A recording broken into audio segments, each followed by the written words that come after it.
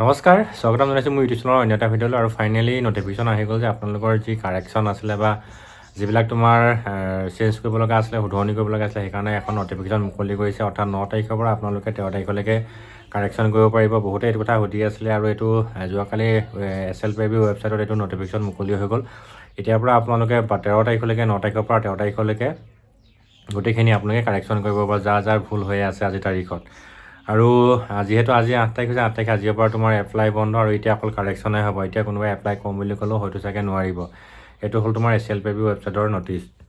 যিমানে যি নহওক, আৰু এইবাৰ মানে এটা বহুত ভাল চান্স। মই আগৰ ভিডিঅ'বিলাকত কৈছোঁ, এতিয়া হয়তো বহুতে ক'ব আপুনি একেখিনি কথাই কয়। তথাপিতো মই আপোনালোকক মনত পেলাই দিছোঁ, এইবাৰ এজন গ্ৰেজুৱেশ্যন ল'ৰাই 8টা পোষ্টৰ কাৰণে আপোনালোকে এপ্লাই কৰিব পাৰিছে বা পাৰিব। বিশেষকৈ মই ছোৱালীৰ কথা কৈছোঁ বাৰু। ছোৱালীৰ ক্ষেত্ৰত যদি চাওঁ, আপোনাৰ SI, ABUB, জেইল ৱাৰ্ডাৰ, এইবিলাক তোমাৰ পুলিচৰ forester, forest guard, APF, game watcher, এইবিলাক পোষ্টৰ কাৰণেও আপোনালোকে এপ্লাই কৰিব পাৰিব। যিবিলাক তোমাৰ গ্ৰেজুৱেশ্যন আছে, ইমান ধুনীয়া ল'ৰা হওক ছোৱালী হওক, তেওঁলোকে এই 8টা পোষ্টত এপ্লাই কৰিব পাৰিব। বাকী মই যোৱা পৰা আগৰ ভিডিঅ'বিলাকত কৈছোঁ যে অকল এক্সাইজৰ বাদে গোটেইবিলাক পোষ্টৰে এইবাৰ বিজ্ঞাপন মুকলি কৰিছে। আপোনাৰ ছায়েন্সৰ কাৰণে ছায়েন্সৰ পোষ্ট আছে, আৰ্টছৰ কাৰণে আৰ্টছৰ পোষ্ট আছে, মেট্ৰিকৰ কাৰণে মেট্ৰিকুলেট আছে, নন মেট্ৰিকৰ কাৰণে 8 পাছৰ কাৰণে 4th গ্ৰেড আছে। আপোনাক কিহত কি লাগে বা। আৰু এটা ভাল চান্স আছে, মানে কি আমাৰ ভাৰত চৰকাৰৰ যি এইবাৰ 8 পে অষ্টম আয়োগৰ যি দৰমহা আছে, দৰমহা এবাৰ যোৱা মানে জানুৱাৰী 1 তাৰিখৰ পৰা এইটো লাগু হৈ আছে। হয়তো কাৰ্যকৰী হওঁতে অলপ সময় লাগিব, কিন্তু বহুত ভাল আছে। আজি CM ছাৰে কৈছে যে যোৱাকালি কেবিনেট মিটিঙত কৈছে তেওঁলোকে অষ্টম আয়োগৰ গঠনৰ যি প্ৰক্ৰিয়া আছে, প্ৰক্ৰিয়া সম্পূৰ্ণ কৰিবলৈ তেখেতে কমিটি গঠন কৰিছে। আৰু এই কমিটিয়ে যিমান সোনকালে আমাক প্ৰতিবেদন ছাবমিট কৰিব অসম চৰকাৰে, সিমান সোনকালে ইয়াৰ কাৰ্যকৰী হ'ব। এটা বহুত ভাল খবৰ। আৰু যিসকলে 2026 চনত চাকৰি পালে, তেওঁলোকতো একদম লাকি পাৰ্চন। মই আগৰ 2025 চনৰ যিমানবিলাক ভিডিঅ' কৈছিলোঁ, আপোনালোকে যিসকলে এইবাৰ চাকৰি পাব, তেওঁলোকে একদম গ'ল্ডেন চান্স আৰু তেওঁলোকে একদম লাকি পাৰ্চন হ'ব, লাকি পিপুল হ'ব। ফাইনেলি সেইটোৱে এতিয়া হ'বলৈ গৈ আছে।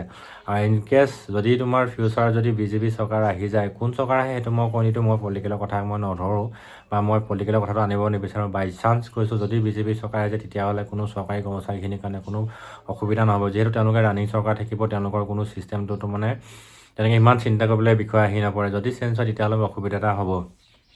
যিমানে যি নহওক, এতিয়া অসম আৰক্ষীত যিসকলে আজিৰ তাৰিখত চাকৰি পালে, তেওঁলোকে মোক সেইদিনাখন এটা ল'ৰাই মোলৈ মেছেজ কৰিছে, দাদা মই চেলাৰী পালোঁ 54,000 পাইছোঁ। কিমান ভাল লাগিছে চিন্তা কৰক।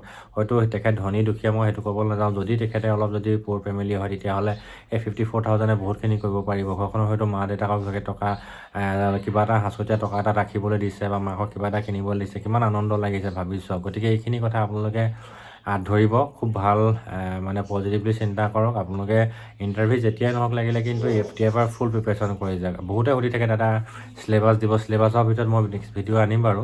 তাৰপিছতে মোক বহুতে কৈছে, দাদা ইণ্টাৰভিউ কেতিয়া হ'ব, CM ছাৰে অলৰেডি ক'লে ডিচেম্বৰ বুলি, নৱেম্বৰ ডিচেম্বৰ হয়তো তেনেকুৱা দিনতে হ'ব। যদি আপোনালোকে CM ছাৰক যদি যোগাযোগ কৰিব বা ইমেইল কৰিব বা মেছেজ কৰিব বা ক'ৰবাত মেলে মিটিঙে গ'লে লগ পাব।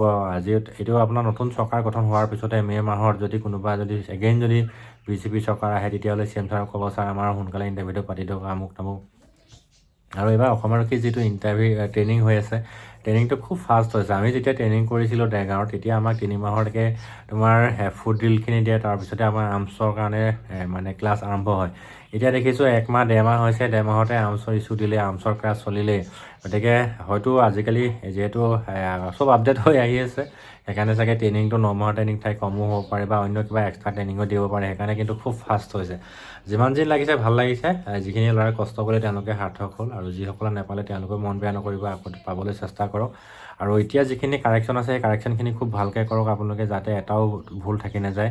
আৰু একবাৰ কাৰেকশ্যন কৰাৰ পিছত আপুনি আৰু দ্বিতীয়বাৰ এবাৰ কাৰেকশ্যন কৰিব নোৱাৰে। সেইটো এটা নটিফিকেশ্যনত যিটো ইনষ্ট্ৰাকশ্যন আছিলে, ইনষ্ট্ৰাকশ্যনত ধুনীয়াকৈ লিখা আছে। তো মই পুনৰ কৈছোঁ আপোনালোকক, এবাৰ কাৰেকশ্যন কৰিলে আকৌ কিবা থাকি গ'ল, কিন্তু তেতিয়া আপুনি আকৌ কাৰেকশ্যন কৰিবলৈ সুবিধা নাপাব। গতিকে কথাখিনি মনত ৰাখিব। খুব ধুনীয়া এটা অপশ্যন আহিছে, আপোনালোকে গ'ল্ডেন চান্স আহিছে। সময় হয়তো দেৰিকৈ হ'ব ইণ্টাৰভিউ, কিন্তু আপোনালোকে এপ্লাই ক্ষেত্ৰত খুব ভালকৈ একদম ক্লিয়াৰলি আপোনালোকে এপ্লাই কৰিবলৈ চেষ্টা কৰক। কথাখিনি শ্বেয়াৰ কৰিলোঁ আপোনালোকৰ আগত। ভিডিঅ'টো ভাল লাগিলে লাইক এটা কৰিব নাপাহৰিব। আৰু যিসকলে মোৰ চেনেলটো প্ৰথমবাৰ ভিজিট কৰিছে, চেনেলটো ছাবস্ক্ৰাইব কৰি ৰাখিব। ভিডিঅ' ভাল লাগিলে লাইক কৰিব, শ্বেয়াৰ কৰিব। ধন্যবাদ।